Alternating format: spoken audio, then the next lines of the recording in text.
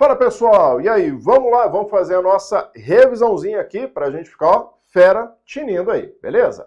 Então, para quem não conhece, eu sou o professor Bruno Eduardo e juntos vamos fazer uma grande revisão sobre o que, professor? Sobre a participação social nos processos de gestão, beleza? Show de bola, show de bola. A parte teórica está lá na nossa parte anterior, no nosso bloquinho anterior. Então, vamos embora aqui, ó. Entre os processos participativos de gestão pública se destacam os conselhos gestores de políticas públicas nas três esferas de governo, que é União, Estados, e municípios, né? As consultas, as audiências públicas, iniciativas de ação popular e orçamento participativo. Ok. Assinale a afirmativa correta acerca da implicação central da assimetria de informação para o processo participativo, ou seja, na desigualdade do acesso à informação. A disponibilização irrestrita de dados públicos elimina a necessidade de mediação? Pelo contrário, a gente pode ter muitos dados, porém eles podem estar técnicos ou então não tão interessantes, né? Então a gente precisa da mediação, não elimina. Então esse aqui é o nosso erro.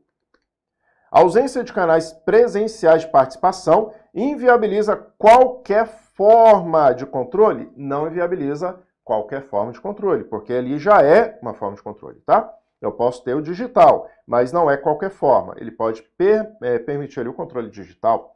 Então, esse qualquer aqui foi muito abrangente. A assimetria de informação compromete a efetividade da participação social? Compromete. Dificulta o monitoramento e avaliação de políticas? Também. Então, exatamente, letra C, nosso item correto. A sociedade civil tende a preferir formas diretas de participação, independentemente da qualidade? Não. De fato, a sociedade quer participar ali mais diretamente nas decisões, mas não é independente da qualidade das informações, que é justamente o nosso foco aqui, a assimetria de informação. A existência de plataformas digitais garante por si só a superação dos desafios de comunicação entre governo. Não garante. Ou seja, não é porque a gente está com plataforma digital que a gente consegue manter ali 100% uma simetria. Não, pode ter assimetria, ok? Então, ficamos ali com a alternativa letra C, nossa correta. Vamos para a questão de número 2 agora. As instituições participativas fortalecem a gestão local ao promover cidadania ativa, equidade social, por meio da inclusão democrática e da deliberação coletiva. Assinale a opção que descreve corretamente um dos desafios associados às instituições participativas. As IPs eliminam a necessidade de representação política? Gente, não. Não vamos eliminar deputados, senadores, representantes eleitos, tá? Então, o Instituto Participativo não elimina os representantes eleitos. Então, já posso eliminar essa daqui, uma vez que promove participação direta universal. Não. O principal desafio das IPs é garantir que todas as decisões tomadas nas arenas deliberativas sejam vinculantes e executadas automaticamente. Tá, mas e se o pessoal decide uma coisa que é inviável, que não tem recurso? Porque ele está trazendo vincular todas as decisões para execução. Não é assim que funciona, não é assim que funciona. Então, esse todas aqui, ó, vamos eliminar. O que mais? O desenho institucional das IPs deve priorizar exclusivamente o empoderamento dos cidadãos, independentemente do projeto político compartilhado. Mesma coisa, ó. Eu vou priorizar o empoderamento do cidadão sem considerar o projeto que está sendo ali abordado. Não, também não pode, né? As IPs são eficazes em todos os contextos, desde que incluam múltiplas arenas? Também não. Aí foi ao extremo demais. Um dos desafios das IPs é conciliar a participação dos cidadãos com os impactos distributivos da escala das decisões deliberativas. Sim, vamos pensar que conciliando a participação de todos, inclusive os menos favorecidos, né? E impacto para que todos tenham ali de forma equitativa. Então, alternativa letra E, ó. Ficou bacaninha. Vamos para a questão de número 3 agora. A descentralização é um mecanismo que pode fortalecer a democracia ao aproximar as decisões do nível local, município, por exemplo, comunidade ali, promovendo maior participação cidadã e adaptar políticas públicas às necessidades específicas de diferentes comunidades. Assinale a afirmativa correta sobre as tendências socioeconômicas, como elas, né, influenciam a descentralização em contextos democráticos. Então vamos ver, ó. A modernização, incluindo mudanças tecnológicas, integração de mercado e integração de mercados favorece a descentralização ao reduzir a dependência das unidades constituintes em relação ao governo central. Gente, a modernização ela consegue integrar o governo central com os demais, mas ele não vai trazer uma redução de dependência, porque, querendo ou não, a União é que mais arrecada, é que mais tem recurso, é que mais tem orçamento, tá? Então isso aí a gente considera. As mudanças tecnológicas e o aumento da mobilidade associados à modernização atuam como catalisadores da centralização, dificultando a autonomia das unidades constituintes. Então, olha só, vamos lá. Mudança tecnológica, aumento da mobilidade associado à modernização, um catalisador da centralização, ok, que aí você vai ter que trazer alguém que vai trazer o sistema, dificulta a autonomia das unidades constituintes, que são os que estão nos extremos, né? Sim, município ali com a dificuldade de autonomia sobre o sistema que foi elaborado pela União? Sim. Sim. Isso de fato atua como dificuldade ali de autonomia. De fato, a letra B.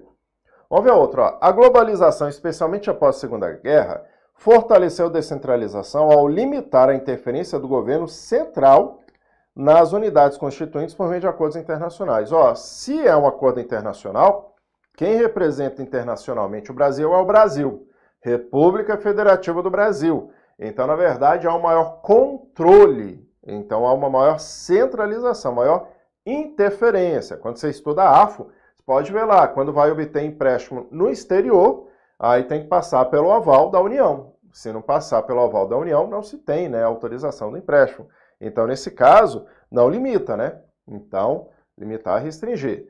O que mais? A integração de mercados e a globalização geraram pressões igualitárias entre unidades constituintes, promovendo maior descentralização nas democracias modernas. Ó, não é igualitária, ela gera maior pressão de equidade. E a descentralização se intensificou após a Segunda Guerra Mundial devido ao enfraquecimento das unidades centrais. Não. Ele traz ali a descentralização se intensificando, mas por quê? Porque a unidade central, se ela tiver que executar tudo, fica muito caro para ela também, e fica inviável em termos ali estruturais. Então a gente descentraliza para trazer mais efetividade, se intensifica em busca de maior efetividade dentro dessas ações, né? Então, errado. Ficamos lá em cima, alternativa letra B de bola. Vamos para a próxima agora, ó, 4. A gestão local atua como mediadora entre o exercício da cidadania e a busca por equidade social, criando condições para que a população participe ativamente da vida pública e garantindo que políticas públicas sejam orientadas para a justiça social e o bem comum. Ok. Um fator essencial para a efetividade das instituições participativas nos municípios, ou seja, efetividade são os resultados, né? Então, para que a gente tenha resultados. Ok. Vamos lá, dependência exclusiva do desenho institucional, uma vez que os outros fatores possuem influência marginal dos resultados? Essa dependência exclusiva aqui da estrutura, né, do plano institucional, aí não ficou legal não. Vamos ver outra. A presença de vontade política por parte das lideranças locais que é suficiente por si só. Não, não é suficiente. Precisa de mais, né? Fortalecimento da cultura política local que elimina a necessidade de recursos administrativos. Ó, eliminando. Necessidade de recursos. Não. A inexistência de correlação entre a capacidade administrativa e o desempenho das instituições. Não há inexistência de correlação. A interação entre vontade política, desenho institucional, cultura política ou associativismo local e capacidade administrativa. Ó, se eu pensar em resultados, a gente precisa ter interação, ter um plano, né, institucional, uma cultura de associação e capacidade administrativa. Então, a letra E, como ele quer fatores essenciais para gerar resultados, a letra E fica legal, fica bem exemplificada ali. Beleza? Vamos para a próxima agora. Questão de número 5. Em políticas públicas, a descentralização é frequentemente associada à transferência de competências e responsabilidades em diferentes níveis de governo. Nesse contexto, assinale a opção que melhor reflete os objetivos da descentralização no contexto da gestão pública. Promover maior controle central? Não, eu quero compartilhar, né? Então não é centralizar o controle. Garantir a otimização na alocação dos recursos de forma que sejam concentrados em áreas prioritárias, definidas exclusivamente, ó. Então, também não. Promover a autonomia dos governos locais com decisões orientadas pelo governo estadual, mas ele quer descentralizar, tem que transferir, né? Facilitar a participação cidadã e adequar políticas públicas às realidades, ok. Minimizar o papel das instâncias, não, se ele está descentralizando, ele está trazendo a instância ali local para participar do processo, não é minimizar, é valorizar. Então, nesse caso, alternativa letra D de dado, ó, ficou bacaninha. Beleza, show de bola. O que mais que a gente tem? Em determinado estado, tem sua estrutura instâncias, mecanismo, instrumento de participação e fomento ao controle social, responsável pelo recebimento e tratamento das manifestações da sociedade. Nesse contexto, considere um cidadão que decide manifestar-se acerca de uma situação na qual constata um fornecedor sonegando impostos ao fornecer bens a um órgão estadual, por meio de notas fiscais inidôneas. Para realizar a denúncia, ele buscou obter informações pormenorizadas a respeito das despesas do governo do seu estado, e em especial ao atendimento da lei da transparência. Ok.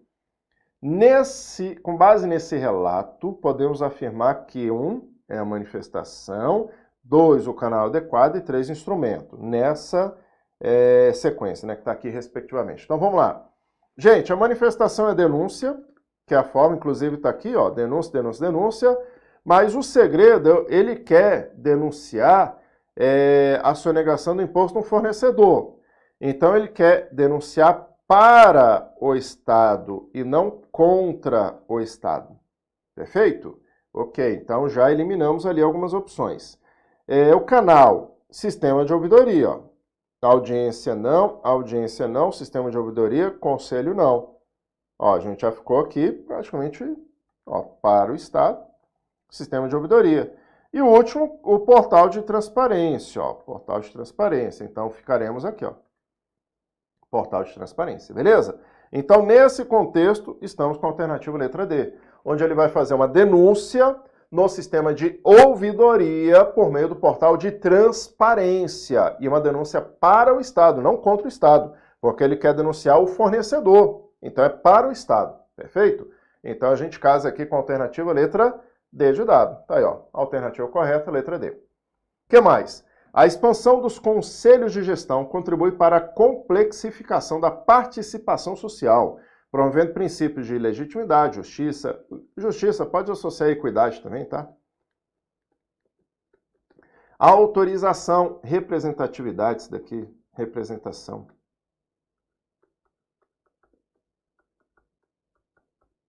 Ficou mais fácil assim, né? Compartilhamento de poder, também, é descentralização, ó. Isso aqui é quando o Estado transfere ali para a sociedade o poder decisório, né? Então, isso aqui descentraliza.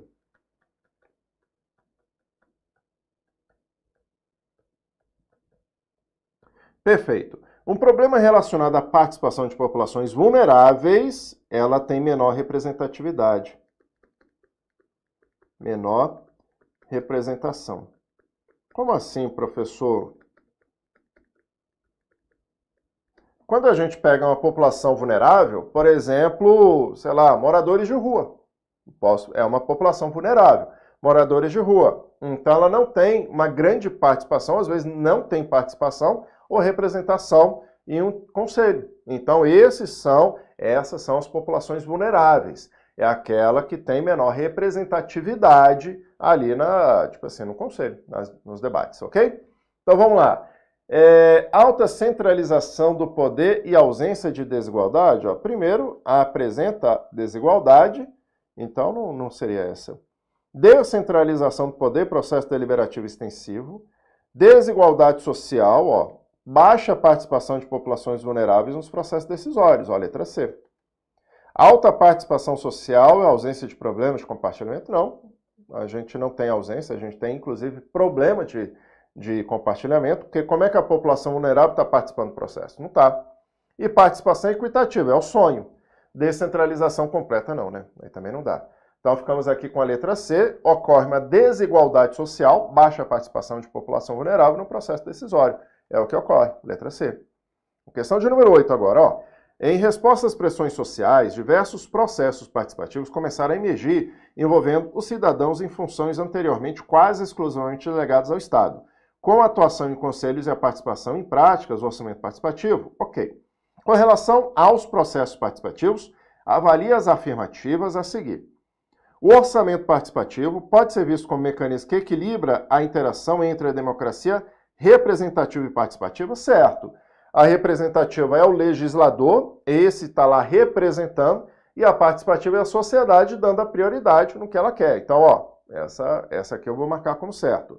Municípios adotantes do orçamento participativo no Brasil observaram a geração de receitas fiscais mais altas. Sim, porque eles acabam tendo participação, consciência, então ficam mais responsáveis, né, pela arrecadação, e os processos participativos garantem efetividade, legitimando a ação dos governos, cujas decisões já estariam, decisão já estaria pré-determinada. Não, gente. Não garante efetividade, tá?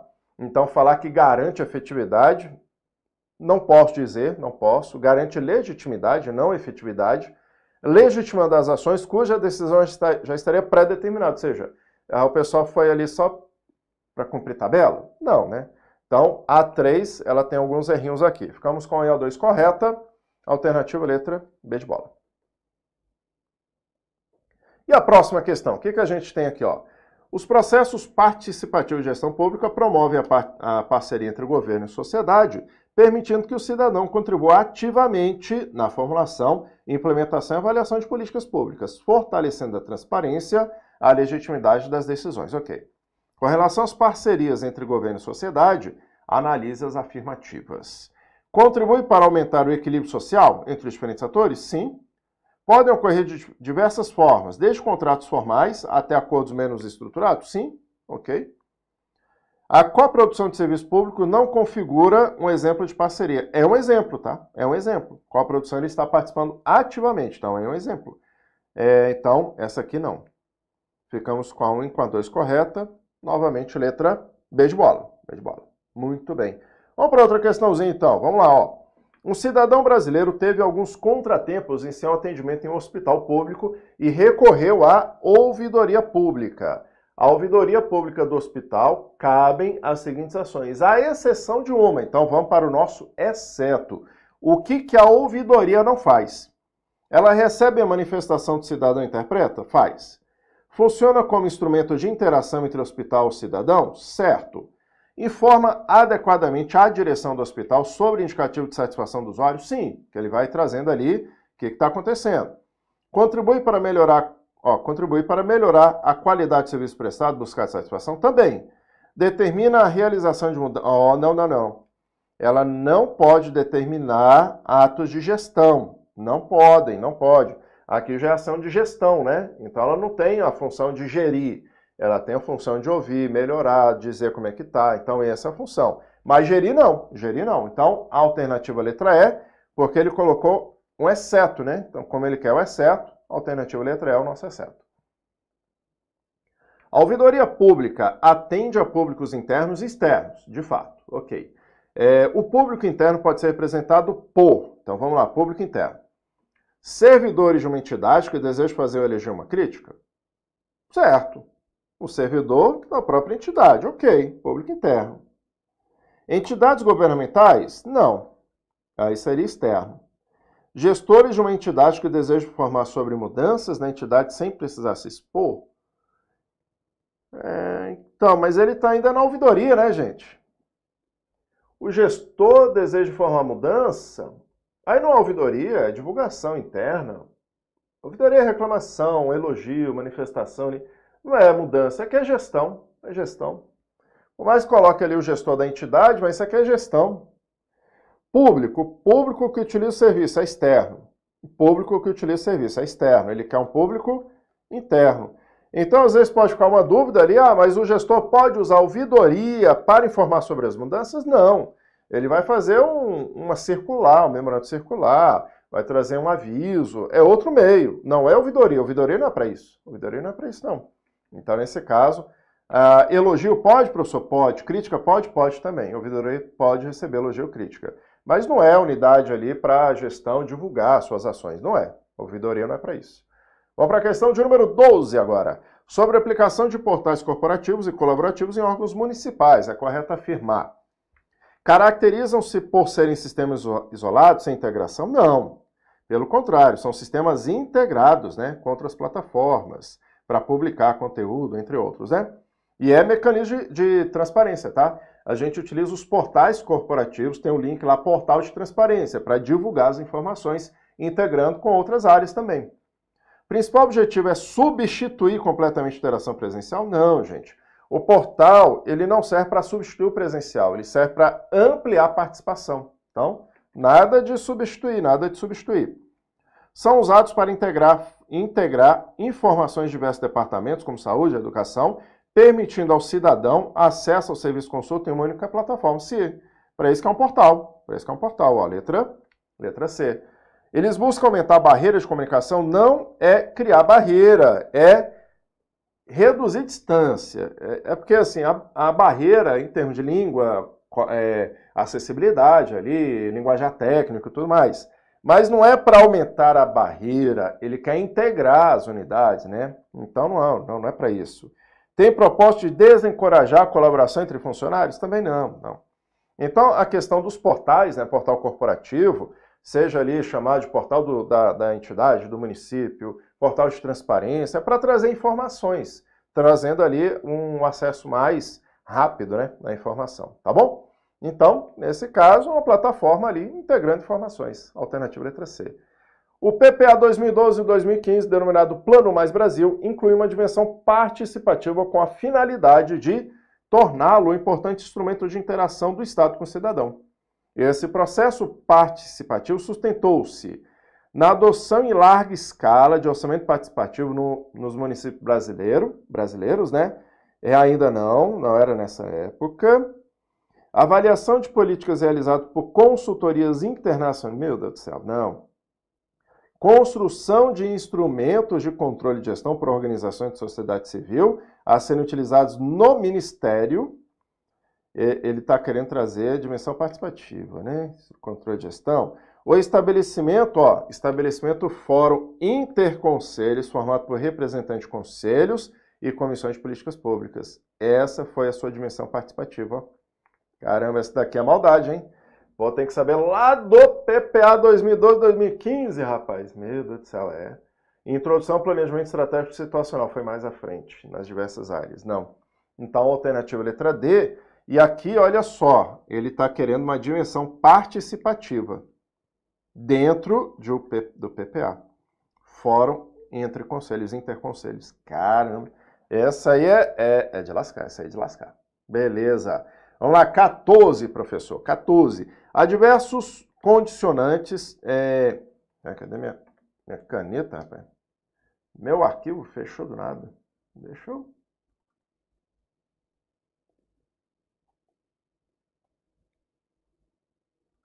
Vamos lá para a nossa...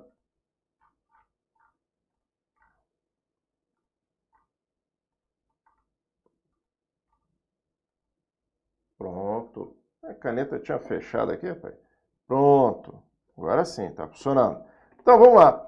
Há diversos condicionantes políticos e sociais que afetam diretamente a qualidade dos processos participativos em conselhos municipais de políticas públicas.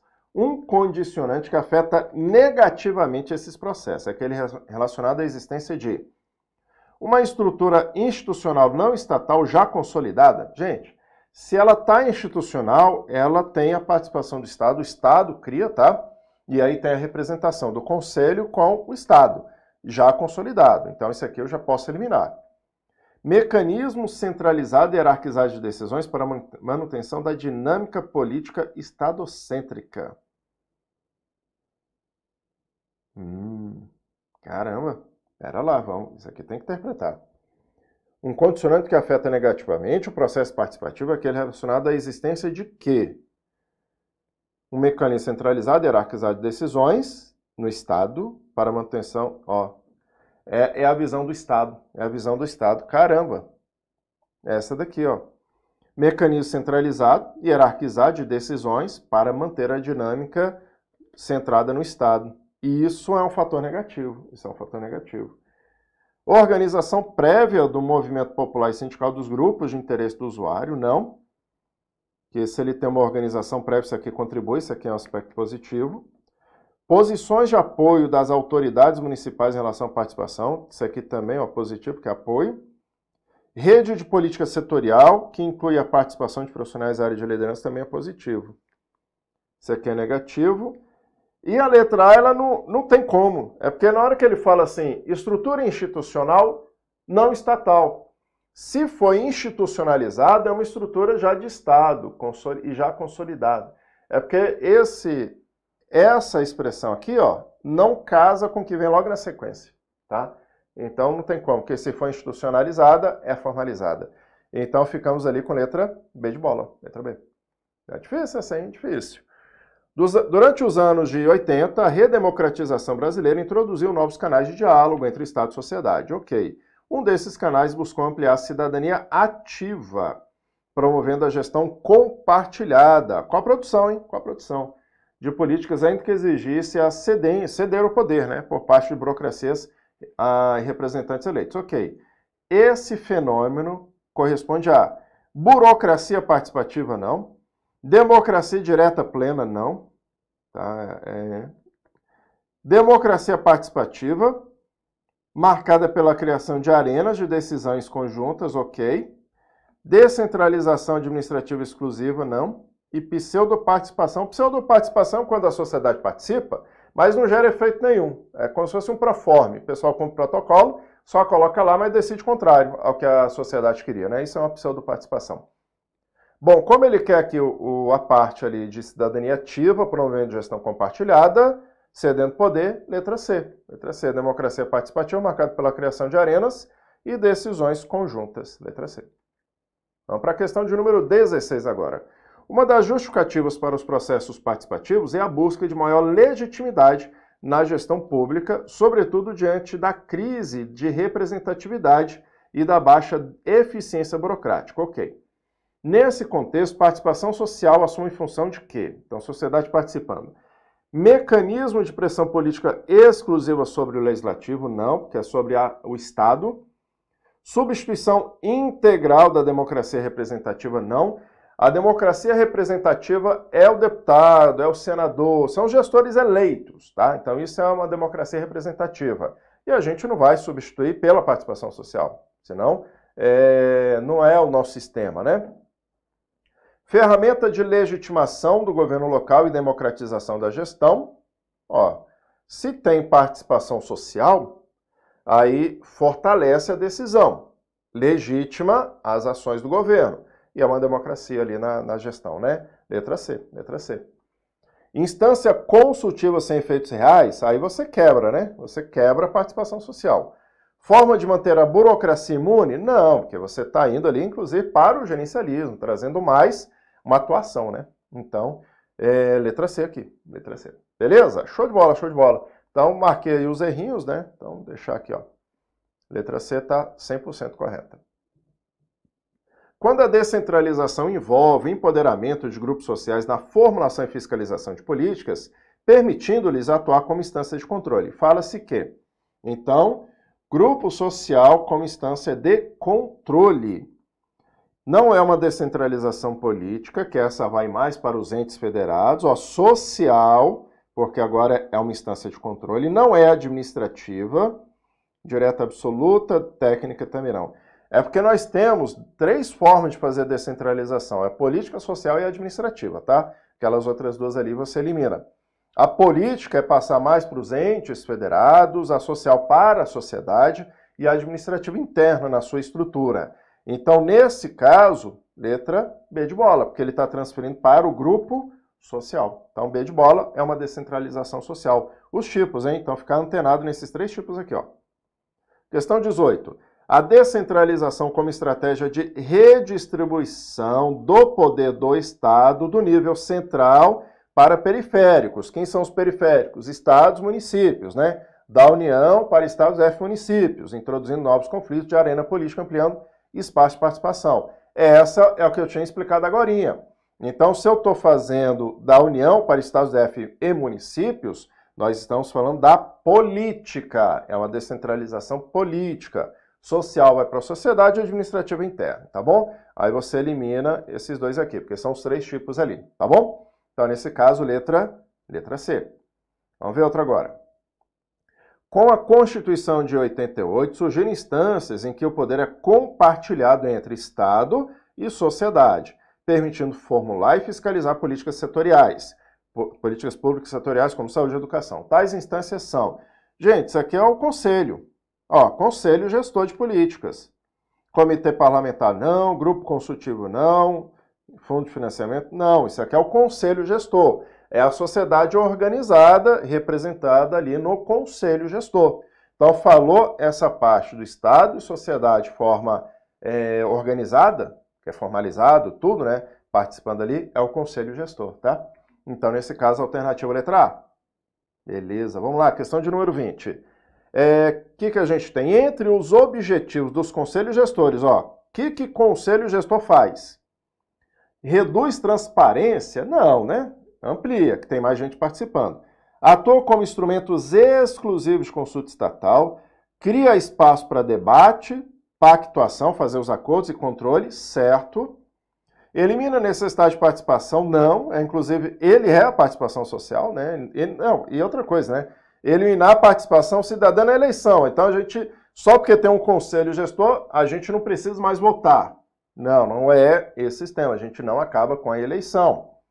Transferir integralmente, ó, a gestão orçamentária para o setor privado. Também não. Então, nesse caso, vamos lá com a alternativa letra C. Muito bem, muito bem. Vamos para a questão de número 21. Uma prefeitura de grande porte decide implementar um programa de habitação popular. Ok. Para legitimar as escolhas sobre a localização dos conjuntos, critérios e seleção e prioridades, o prefeito convoca uma audiência pública. Apesar da ampla participação, críticos alegaram que as decisões já estavam previamente definidas pela secretaria responsável e que a audiência teve caráter meramente formal. Pô, aí tu quebra as pernas, né, rapaz? Tu faz uma audiência pública com a sociedade, mas já está tudo previamente definido e ali é só para cumprir protocolo? Não é assim que funciona, né? À luz da literatura sobre participação, essa situação configura democracia participativa plena, com poder real dos cidadãos, pseudo-participação na medida em que a consulta ocorreu sem...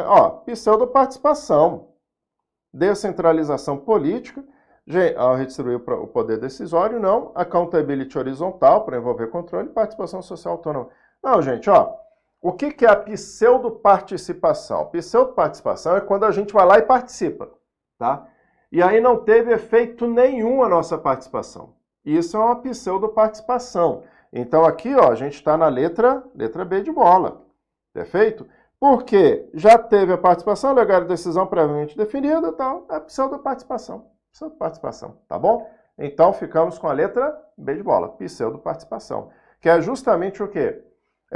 Quando a nossa participação não tem efeito nenhum, porque as coisas já estavam tudo resolvido, beleza? Para a próxima agora, 22. Durante uma conferência nacional de saúde, delegados de diferentes estados e municípios debatem propostas que serão encaminhadas ao Conselho Nacional de Saúde, ok. As resoluções aprovadas, entretanto, dependem de homologação do Ministério da Saúde para terem efeitos. Nesse caso, as conferências configuraram mecanismo de quê? Então, vamos lá. Eles debateram, mas serão encaminhados ao Conselho de Saúde e serão aprovadas lá. Então, depende de homologação. Ok. A democracia direta plena, pois deliberam com autonomia decisória, não, porque ainda vai para o Conselho. Participação social consultiva, com poder de influenciar, mas não de decidir isoladamente. Ó, certinho. Porque, olha o enunciado, ele foi lá, teve a participação, propôs, mas tem que ser homologado pelo Ministério. E aí, nesse caso, serão encaminhados ao Conselho. O município participou, mas vai ser encaminhado ao Conselho. Então, foi aspecto consultivo, uma participação social consultiva. Descentralização administrativa, não, porque nesse caso ali eu estou até envolvendo a sociedade. Autogestão, não, independente do Estado. E cogestão. Cogestão quando está fazendo junto, né? Fazendo ali mistura. Então, nesse caso aqui, de fato, ó, a gente está tendo um processo consultivo aos municípios, para depois levar aos conselhos, ok? Bem de bola. Vamos lá para 23 agora. No início dos anos 90, Porto Alegre ganhou destaque internacional em implantar um modelo inovador em que os cidadãos deliberavam sobre prioridade de investimento público, definindo obras, serviços de acordo com os critérios participativos. Gente, aqui é só para dar um destaque, tá? Isso aqui é o orçamento participativo. Então, esse destaque de Porto Alegre, que depois virou lei para que os municípios adotem o orçamento participativo. Está muito abordado em aula de AFO, né? Então, nesse caso, a gente está falando aqui ó, do orçamento participativo, expressão da democracia participativa no nível local. Conferência setorial, conselho gestor, isso aqui é mais direto, porque é justamente ali a sociedade participando na decisão do orçamento, alocação, tudo mais. Vamos para a próxima agora, 24, ó. Em um município, o Conselho de Educação é composto por representantes do poder público e da sociedade civil, com caráter paritário, meio a meio, ok. Apesar disso, gestores escolares relatam que a maioria das decisões é conduzida pelos representantes governamentais. Olha, hein? Esse daqui é o que não está tendo efeito, a pseudoparticipação, mas não tem pseudoparticipação agora. Essa situação exemplifica, ó. Fortalecimento da participação social? Não. Negativo, na verdade, enfraquece, né? Limitação da efetividade na democracia participativa, ó. Diante da captura pelo Estado, sim, você traz uma limitação ali do resultado, da efetividade, que é o resultado.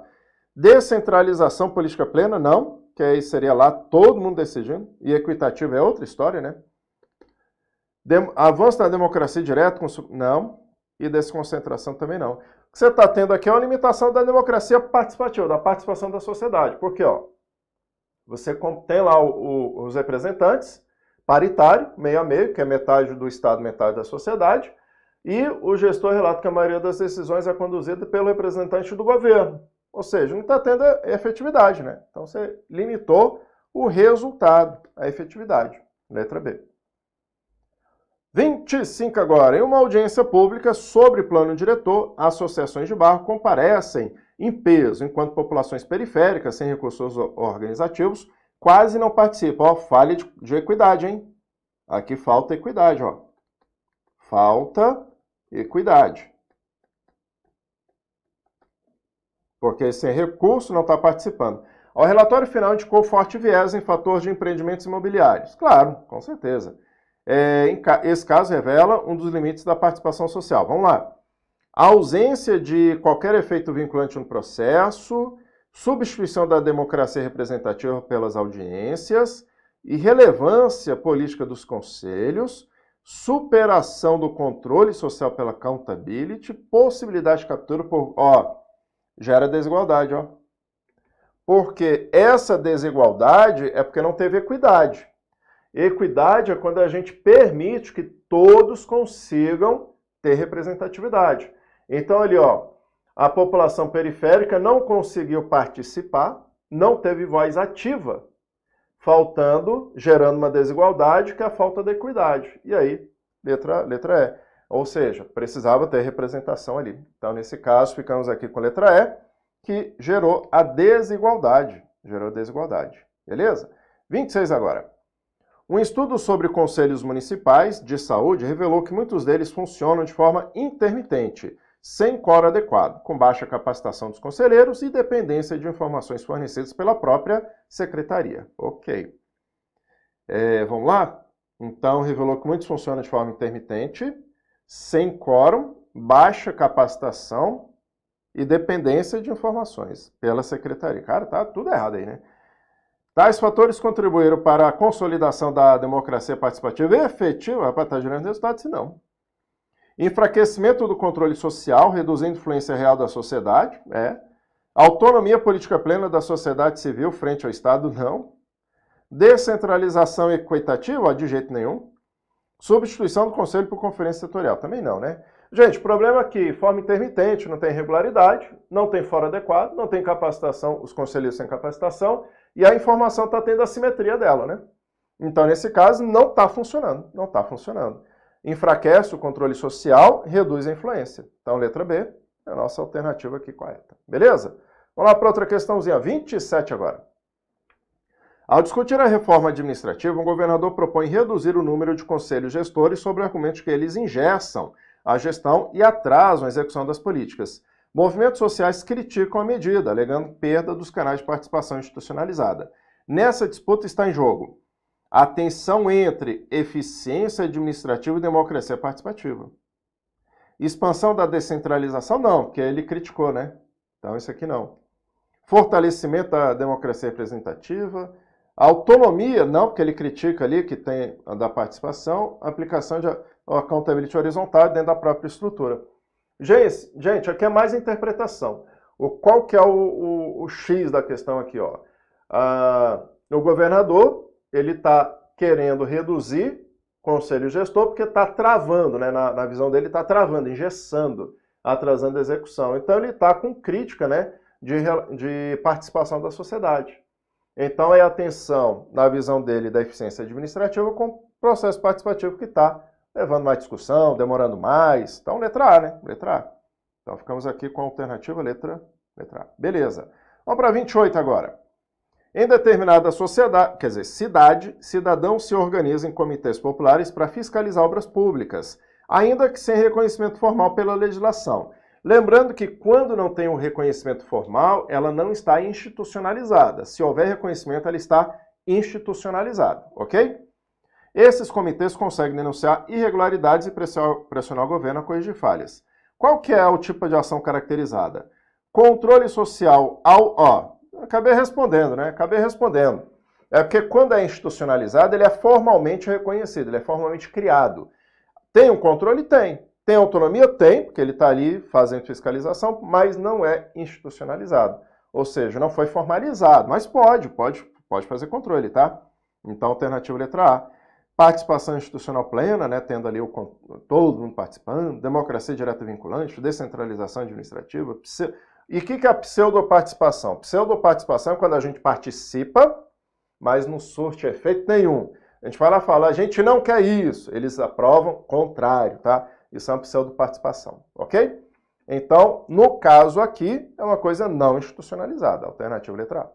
Muito bem.